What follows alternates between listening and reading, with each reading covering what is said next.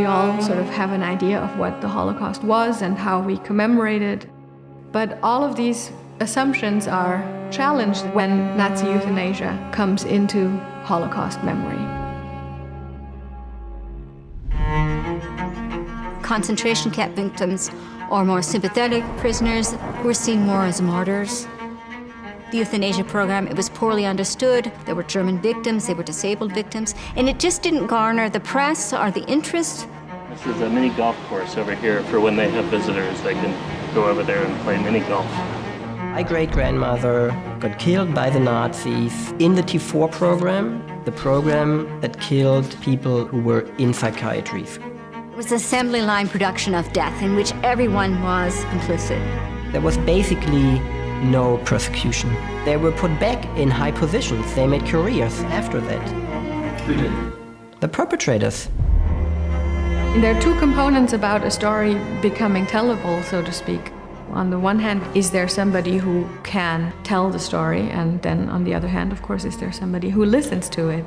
There's this memorial to the killing of people with cognitive and psychiatric disabilities, and then there's still a functioning psychiatric hospital. And I was wondering if Frau Hoffmann could tell us her thoughts. It wasn't really accessible for people in wheelchairs. The director came out and told us we can't access the exhibit.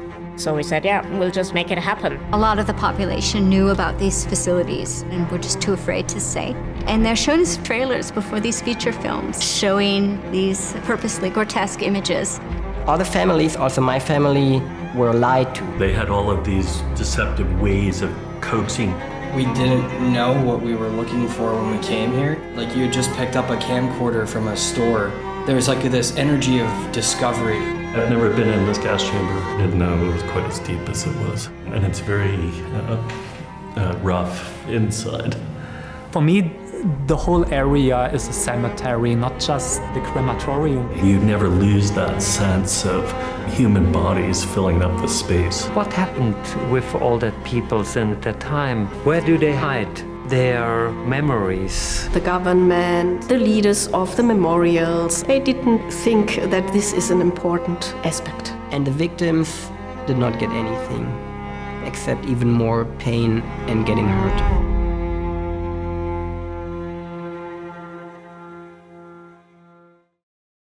We have an amazing interview today, Q&A gathering. I have to say this piece, this movie, this film that is coming out and is premiering in Los Angeles on the 21st is, it's coming out at a very important time. Did it for me. And I've worked with this talented director before. And this piece, I believe, is one of his most important. It's Cameron Mitchell, who is the director, the producer, the writer, the cinematographer of this incredible piece. Before we bring Cameron on and the other special guests, we're having a co-host today, the wonderful, the lovely Diana Elizabeth Jordan. Hello, Diana. Hello. Thank you for having me. Welcome, everyone. If you're in LA, I hope you're staying dry because it's a rainy day here in LA. But it's a beautiful sunny day here. And for our Meet the Biz, which I think is a very important Meet the Biz, and I'm so happy to welcome the filmmakers and producers from this incredible documentary, Disposable Humanity. So please welcome producer, director, cinematographer Cameron S. Mitchell, producer David S. Mitchell, and producer Steve Way. And thank you guys so much for being here. I know you have bios, but I love for you guys to share what you want us to know about you. So so please just introduce yourself, tell us a little bit about yourselves, and then we'll get into the interview. So Why don't we start with you, Cameron, and then we'll go to you, David, and then we will go to Steve after that. So Cameron, let's start with you. Sure. Hi, I'm Cameron S. Mitchell. I'm a director, DP, producer. I've worked in the industry for over a decade now. And this is my first feature film. And it's a very important topic for the times, considering especially the attacks that 504 is currently under, with a petition, a lawsuit from 16 states, including Texas, that has been recently filed to dismantle 504. This film is about the persecution of disabled people under the Nazi regime, and my family's investigation of why, until now, those lives haven't been remembered or centered in the Holocaust. The Action T4 program is actually what catalyzed the Holocaust. Disabled people were the first victims of the Nazis.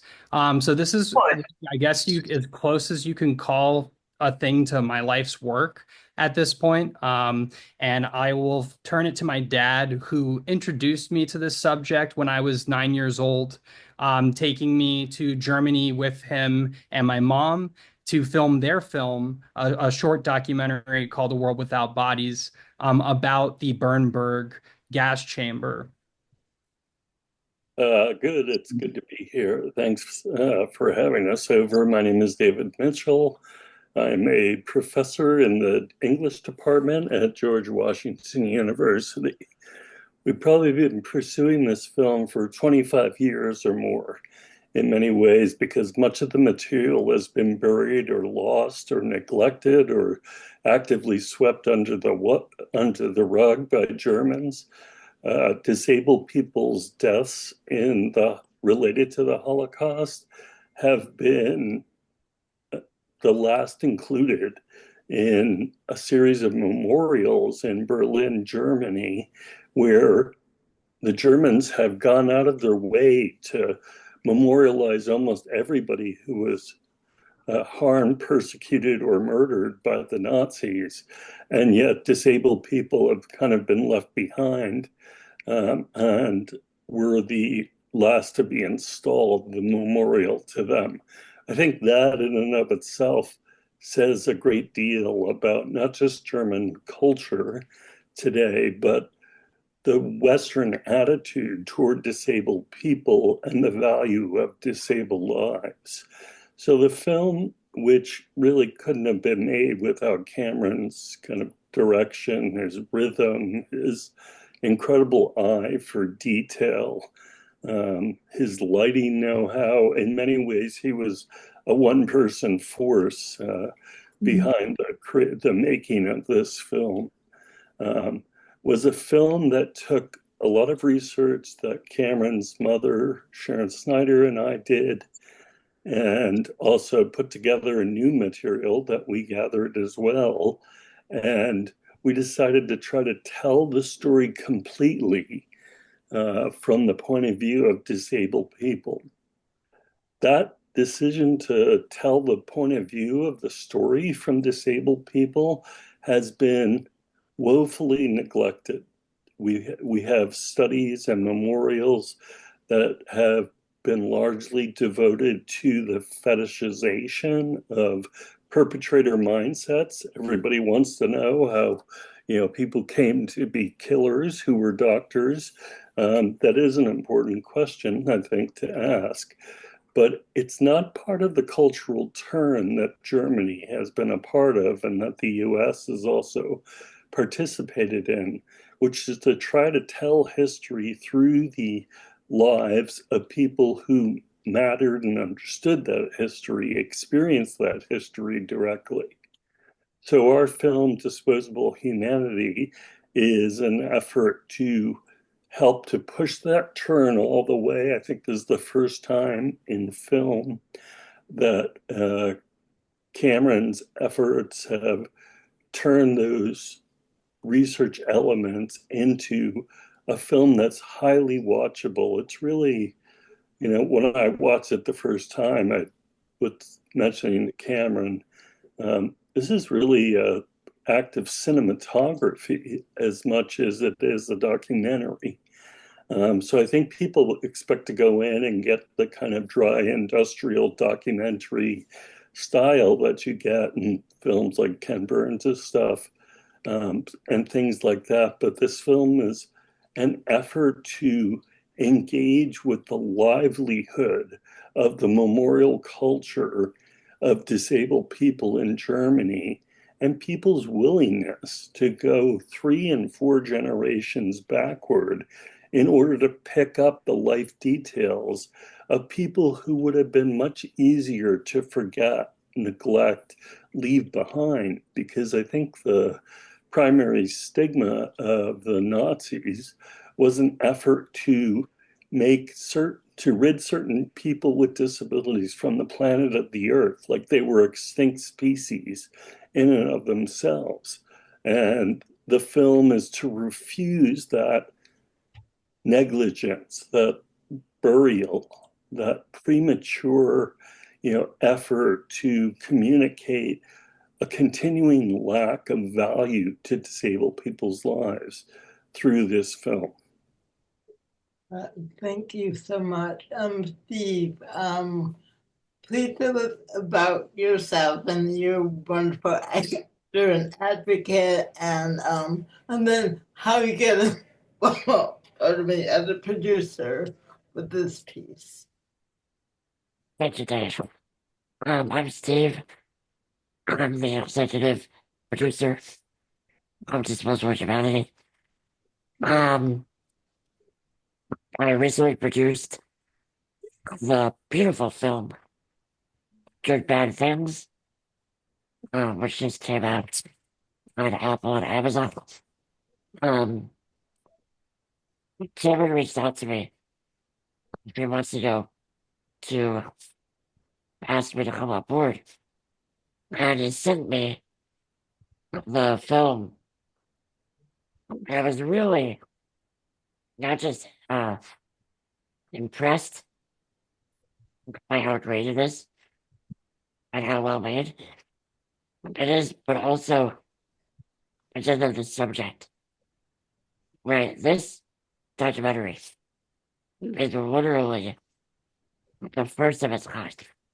Right, Action T4, which is the subject of this documentary, has never been the focus of a feature film. So this is really groundbreaking work here. What I love about this doc is that it's so much in one film.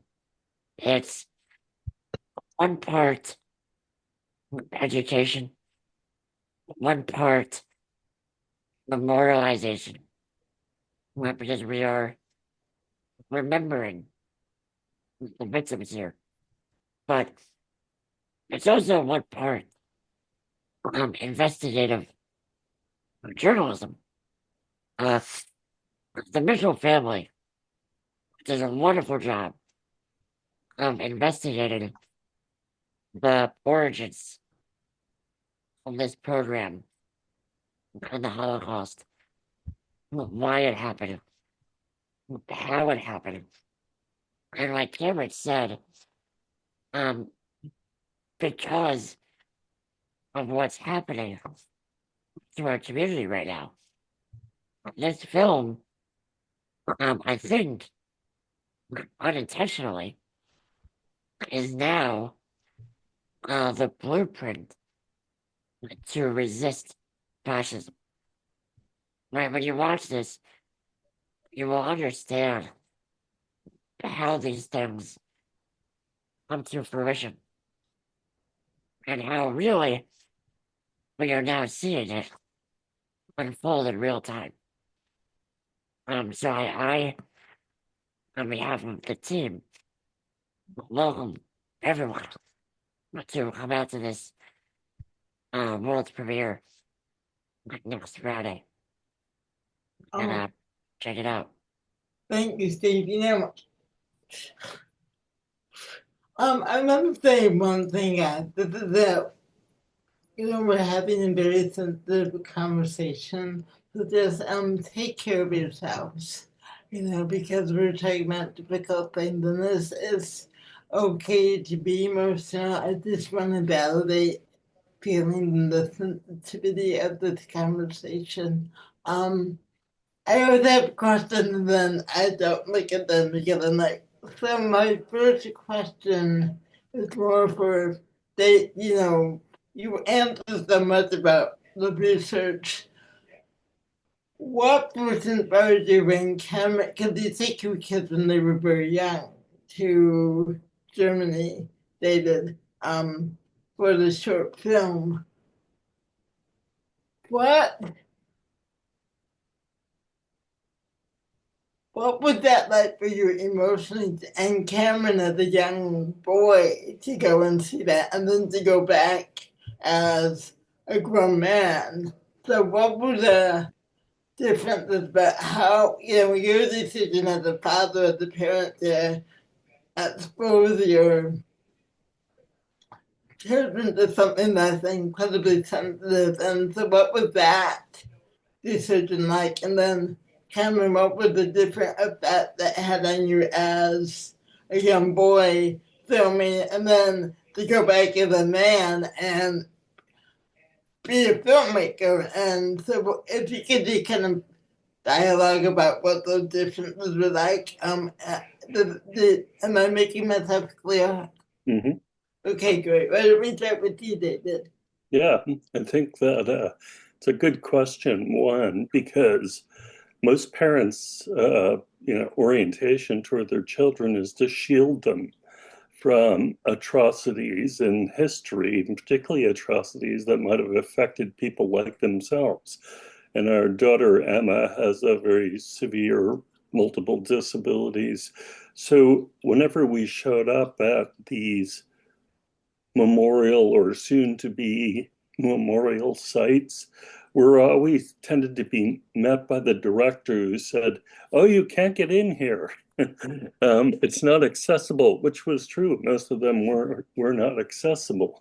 And it led me to think about the fact that the memorials were set up so that certain kinds of people would be able to go to them, but not everybody.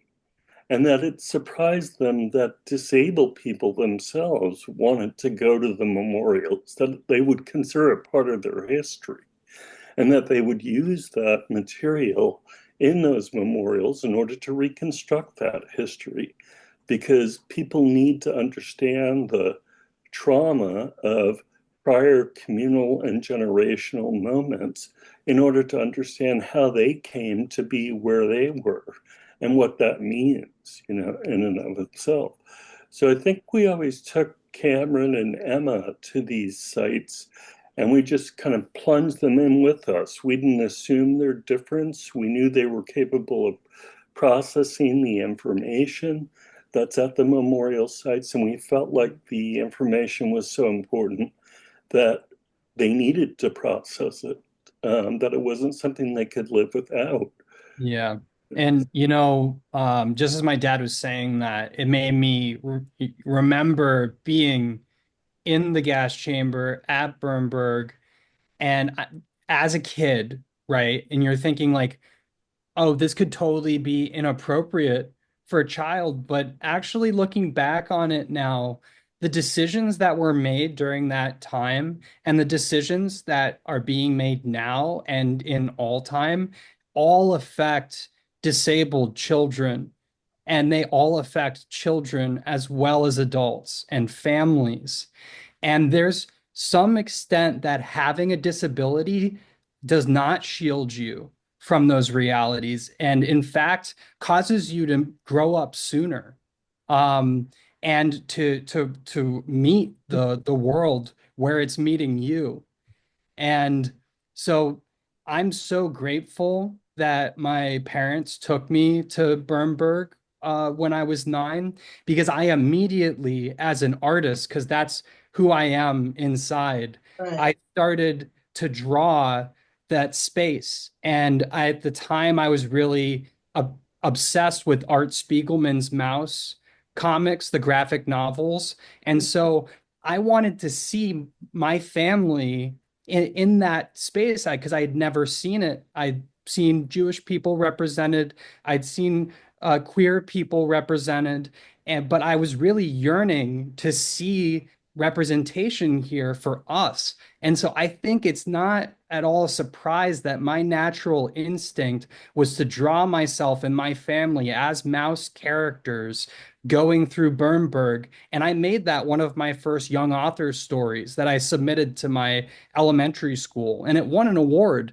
But that was just my reaction.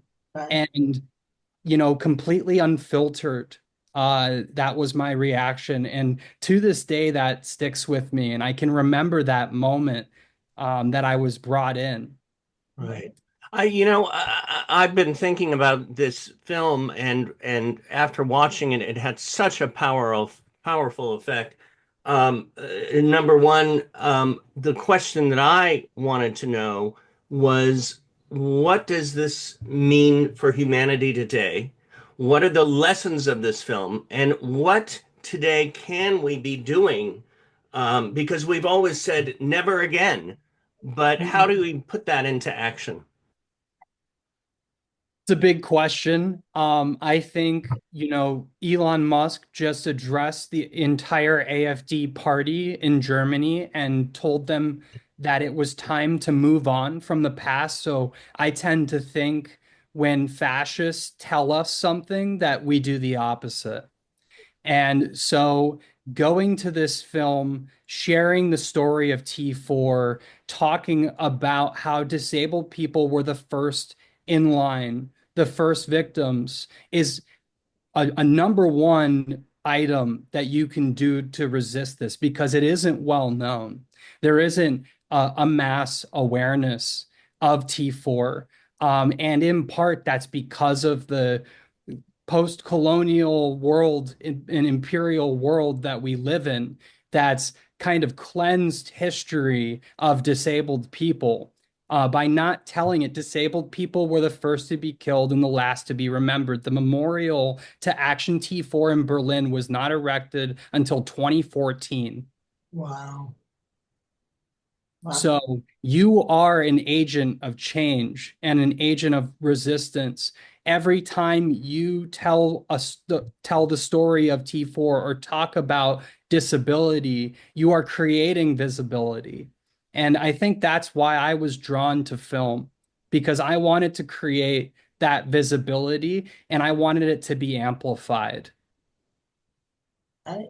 Also, I think that just out of David's question, that it's important to assert, and I think this happens for Native American people as well, that we are still here.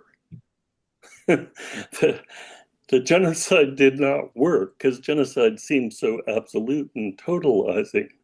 And that the film kind of reintroduces disabled people into public spaces and helps to insist upon their very real presence, their articulateness, and their kind of longing really for cultural understanding and recognition that they've gone through this, that so few people have recommended in a real way in scholarship or anything else prior to this moment.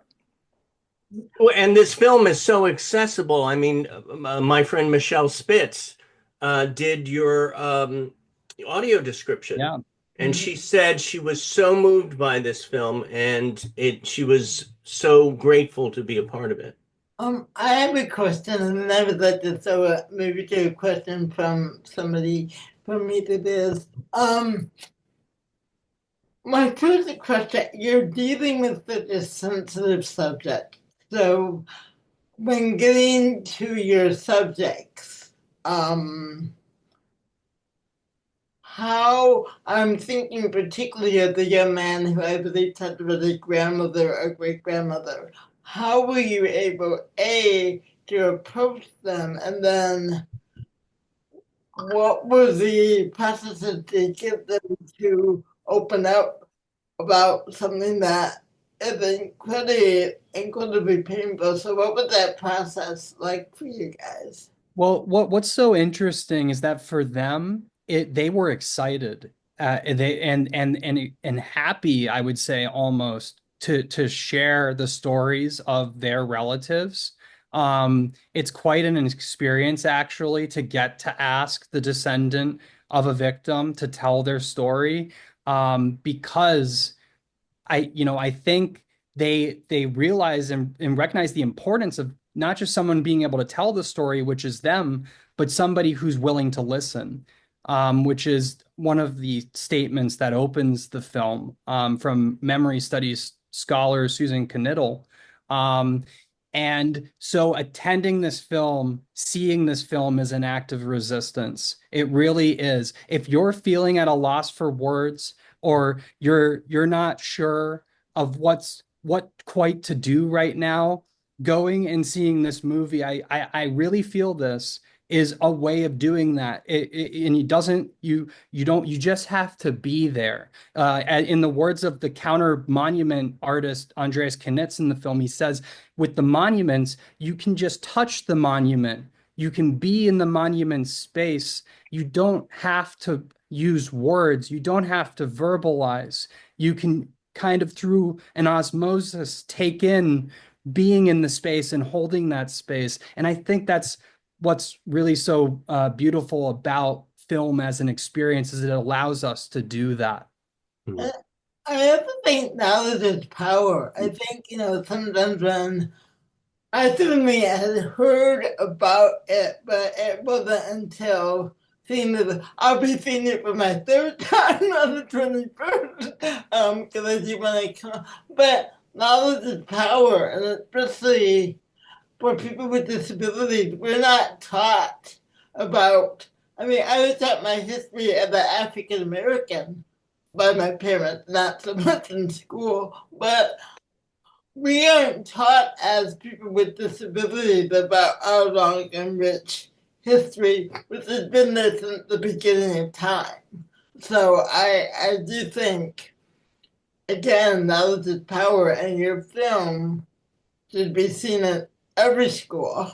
I will see you guys next year when you accept your Oscar, and I'll be very happy for you all, because it's so wonderful. But David, do you have anything you want to add to what Cameron said? Well, I do know that we have, and this is sort of a break from the intensity of it all, for a moment, because we have Futures Explored here. Yes. The group from Concord, and we have Andrew and Derek who wanted to ask you just a couple of questions about you and your career.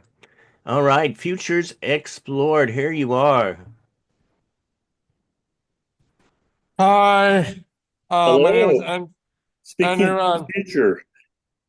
My question for you, David. Who got you inspired to be a cinematographer? Oh, well, I would that for me call myself a cinematographer. Yeah. I call myself a hack videoist.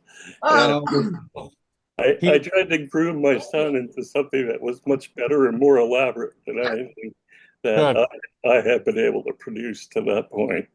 Actually, I'm pretty sure several times when I said I was going into film, you said, why? Why can't you be a doctor instead? No, I was kidding. No. Yeah, but he planted the seed 25 years ago. He definitely didn't say that. But yeah, so I think for me, because I'm neurodivergent, I have processing disabilities. I gravitated towards the camera's ability to capture stories that were much more direct at getting out what I wanted to say than I could possibly be with words. And that is what started me in cinematography, was the camera's ability to tell a story just by pointing it where you wanted somebody to pay attention. And I learned very quickly how much deeper the field was beyond that. Of course, I went to college and I had made a film, a mini doc about my sister Emma, but I hadn't done anything really serious. And then I took a visual anthropology course and went to India, of all places. And I made a film about a sitar teacher who practiced multiple faiths. And when I came back from that, I declared a double major in film and visual anthropology. And I just kind of knew from there that that's what I wanted to do. And before that, for me, it was music. So I've always kind of been around the arts, through using expression, wanting to communicate thoughts through a fluid, moving format like film or music.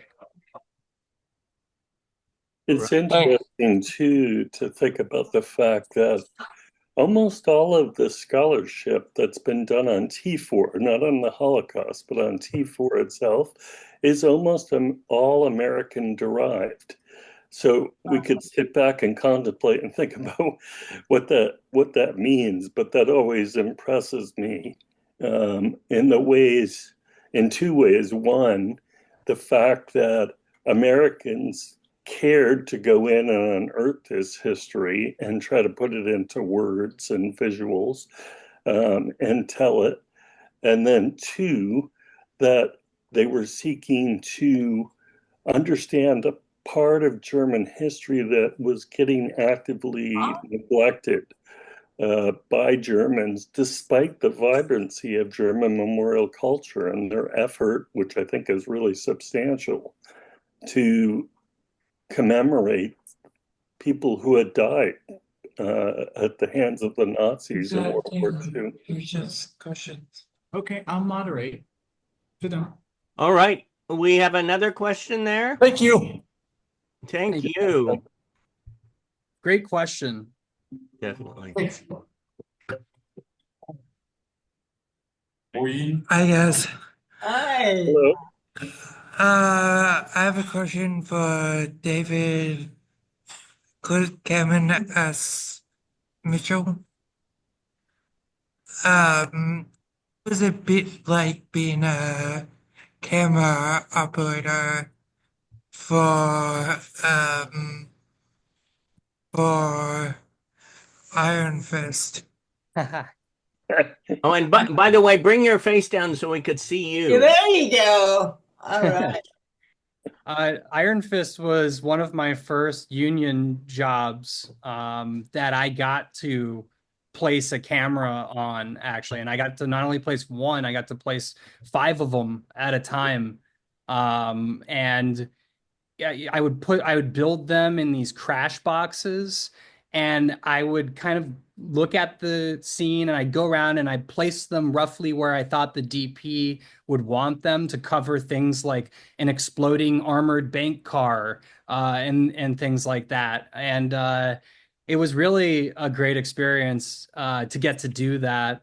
It was my second or third job, my first one being one of my biggest, which was Molly's Game, with Jessica Chastain and Idris Elba.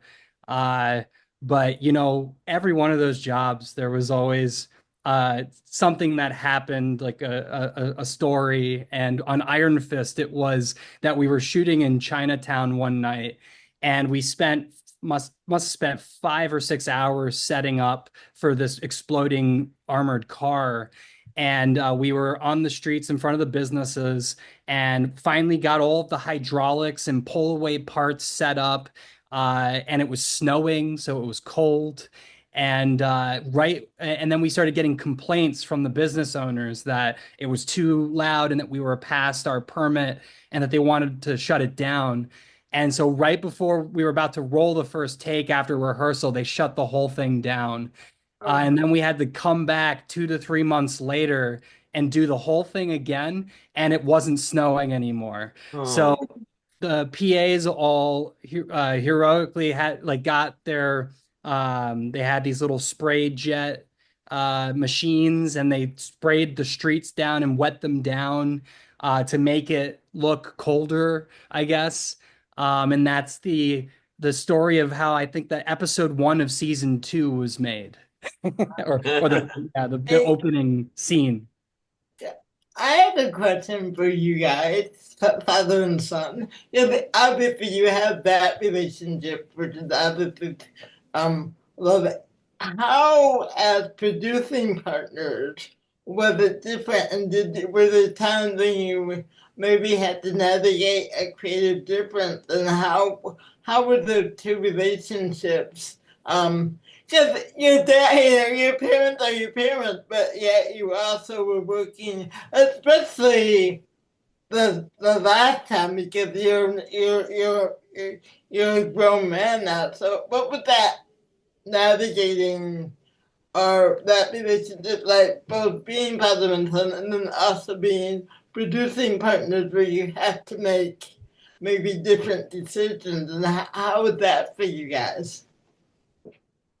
Well, I'll just say one thing real quick, and then my dad can say the rest. The experience was incredible because my dad is a leading professor of disability studies in the field. He wrote the book on it, literally, narrative prosthesis, or one of them.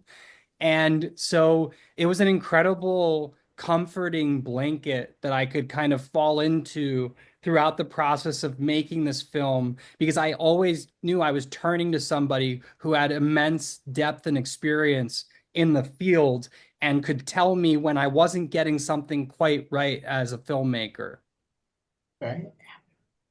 Cameron and I set up a very flexible command structure where he got to tell me what happened and then I agreed. No, not true. Oh, He was usually right too, so. Cool. All right, we'll take it again to the anyone from Meet the Biz, or have a David or other people might have a question you said. Well, I definitely have a question, and it is, of course, we know 25 years to make this. What do you tell somebody who have been working on a project for whether it's 15 years, 20, 25 years, and then how do you tell them to say, keep going? You know, for me, the key was to do short films in the meantime, because something like this, you know, they really mean it when they say, if you're going to make a documentary, a feature, you have to love the subject, because it will test you a time and time again. And every time, my desire to tell the stories of the victims and to tell the disability angle of T4 is what brought me back to the project and gave me the strength to complete it. And then other than that, I got my, you know, kind of creative energies out by doing several short films, which this wasn't planned, but the short films actually ended up advancing my career as a creative. And it ended up being like a stepping ladder, like progression to the release of the film, which I thought was really interesting. That's a great. Thank you for that. I have a quick question. Oh, wait, Bernadette, what's your question? Oh, Bernadette, here we go. I was just really wondering exactly how one gets tickets for next Friday night and exactly where it is, because I would be coming from out of town, and I'm hoping I could get there. This sounds amazing. I'm one of the raging grannies here in Fresno, and I might bring some raging grannies with me. Raging grannies. Well, have a raging granny audience.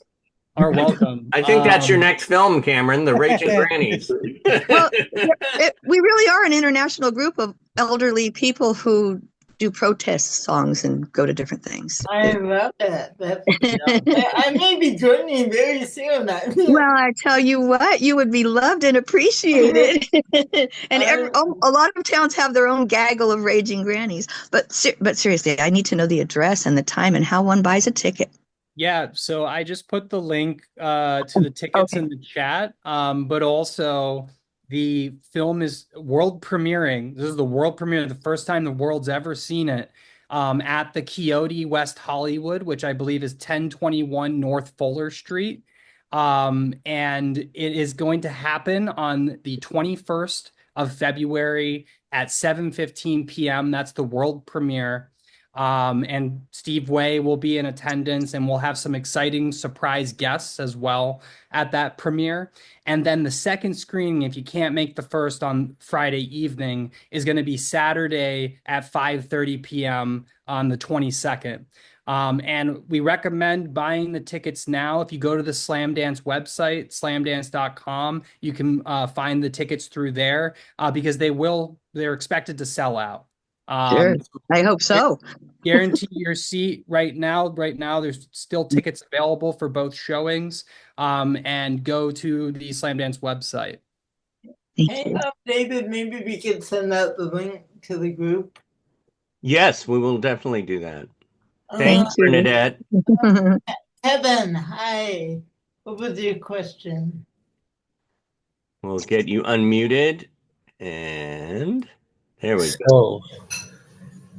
The best promotion that you might have a Oscar, a nomination for the best picture or the best director screenplay ever created. But I have possibly that I know that I was doing projects, but maybe if you were interested you said about telling stories and other things that you were talking about, like there is something in that Iron Fist movie.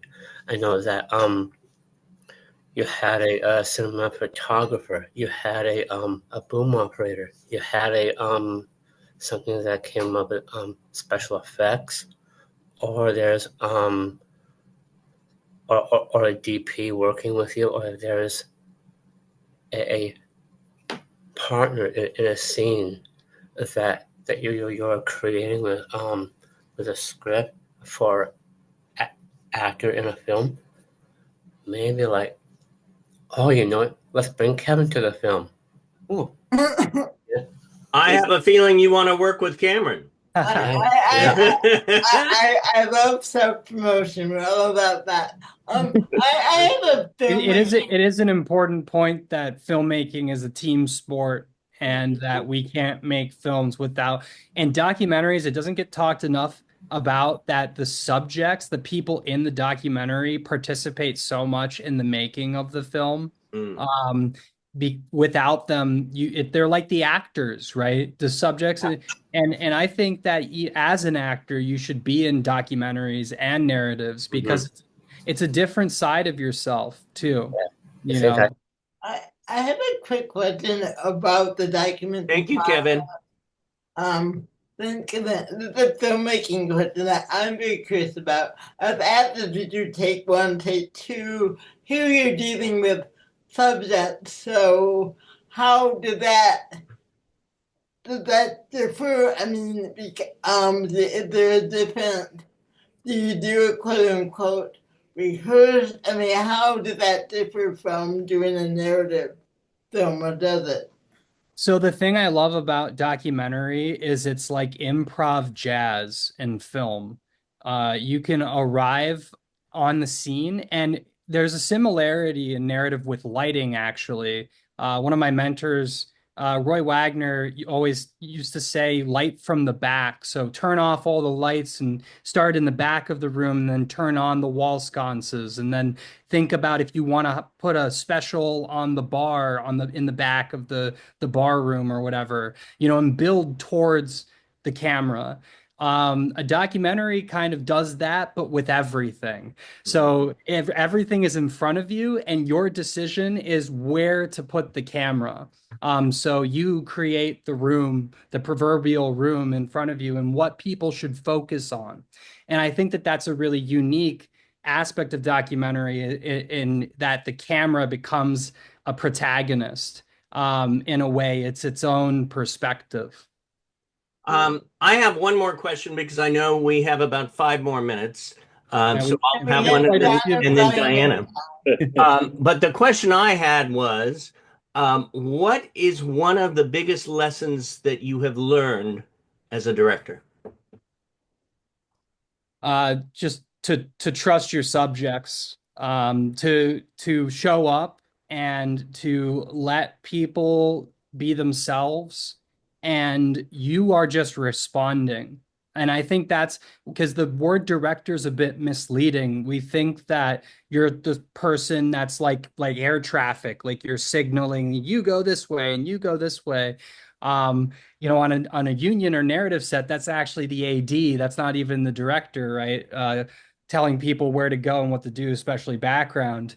But I think that it isn't said enough that directing, to me, the art of directing is the art of letting people be themselves. And how do you work with that? And how do you enable them and make that best image, that best representation of them? And, For me too, during our interviews, I just love the raw emotion that people felt. You have to think about jumping 3 or 4 generations into the past to salvage somebody's understanding in life that the Nazis thought insignificant and insignificant enough to kill. That's an extraordinary act of love. Yeah. It's an act of love that largely only a disabled community will do for other disabled people. I go to Donna. Donna will have the last question. Okay, I have a few more minutes, then I can go to 3:04 p.m. Oh, wonderful, wonderful. We had 3 questions. Let's go Donna, Brian, KHIN. Okay. Donna. Hi. Donna. Hi, Cameron. It's me. Hey, Donna. Just saying hi, and I want you to continue making films. It's great, and it's good to see you here. And best of everything. Thank you. Brian. Hi. Hi, Cameron. Brian. How are you? Good. I'd like to say first, are you on social media? Yeah, I'm at Cameron Makes Movies. That's my handle on Instagram, and Threads. And then the film is at Disposable Humanity on Instagram. And you have a website too, correct? Disposablehumanity.com is a website. Thank you. See ya. And disposablehumanity.com, you can sign up for our mailing list on there if you want to get our personalized letters from our film subjects throughout the year. We'll have them guest write columns, and only the subscribers to the newsletter will get that. So that you sign up for that through the website, disposablehumanity.com. Thank you for the question. Thank you, Brian. Yes. Oh, KHIN. KHIN. Honey, you're muted. There you go. Yeah. Hi, how are you? Hello. I already sent you a friend request. My name is KHIN Pai. Good. I'm painter as well, but I'm pursuing as an actor, as a polio person. I have a polio on leg. And you're an amazing artist. Hey, KHIN did her first movie. I got to be in her first movie, and she was fabulous. Thank you. Yeah, I participated with Miss Diane the first time last year. It was a opportunity for me. If you need actress, let me know. Absolutely. Everyone in here I'm interested in working with. So thank you so much. I sent you friend request just recently. I'll keep an eye out for it. Yeah. And I have to learn from your dad how to write, because when I was in Otis, I was very challenging in writing. My art history teacher failed me a lot. The writing challenging, my biggest challenge. Here's the first thing. Don't film anyone writing. That's my first suggestion. Secondly, I think that you have to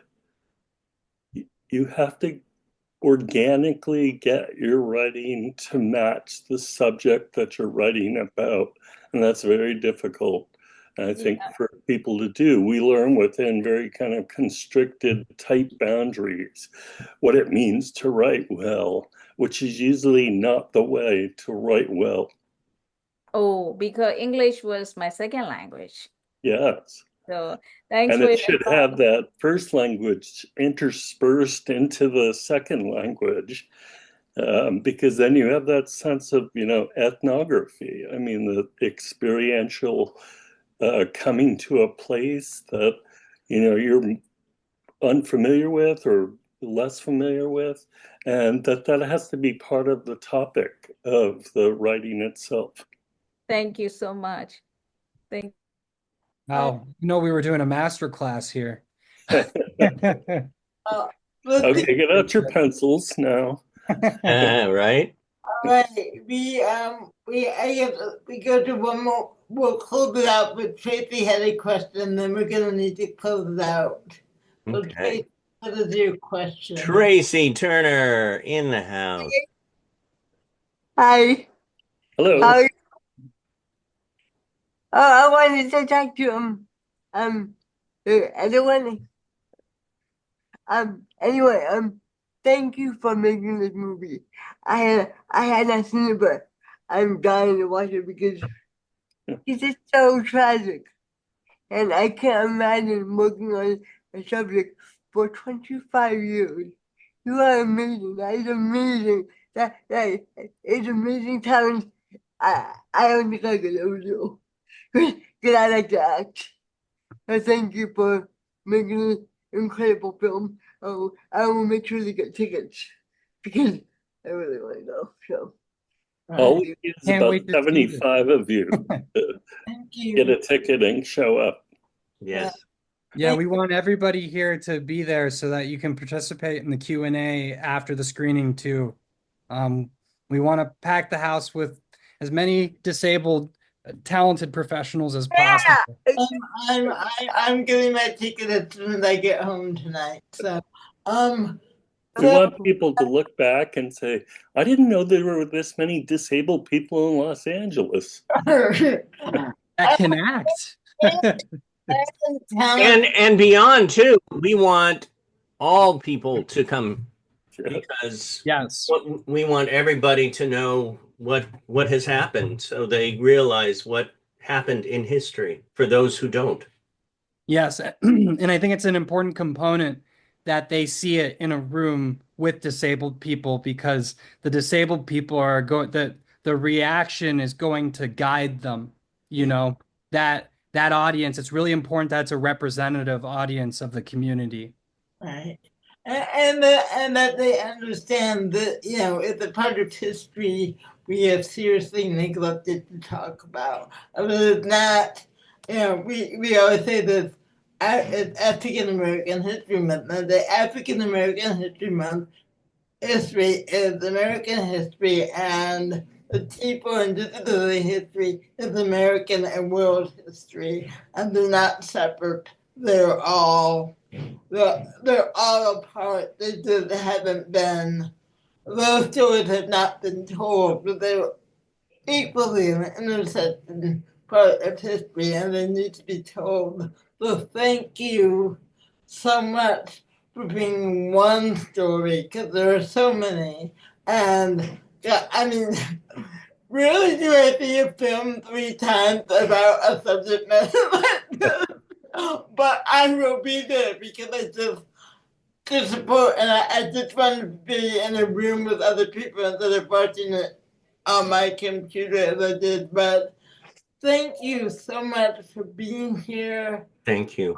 For sharing your heart and your dream with the world, because this is for bringing to light something that has been in the dark for so way too long. And so thank you so much.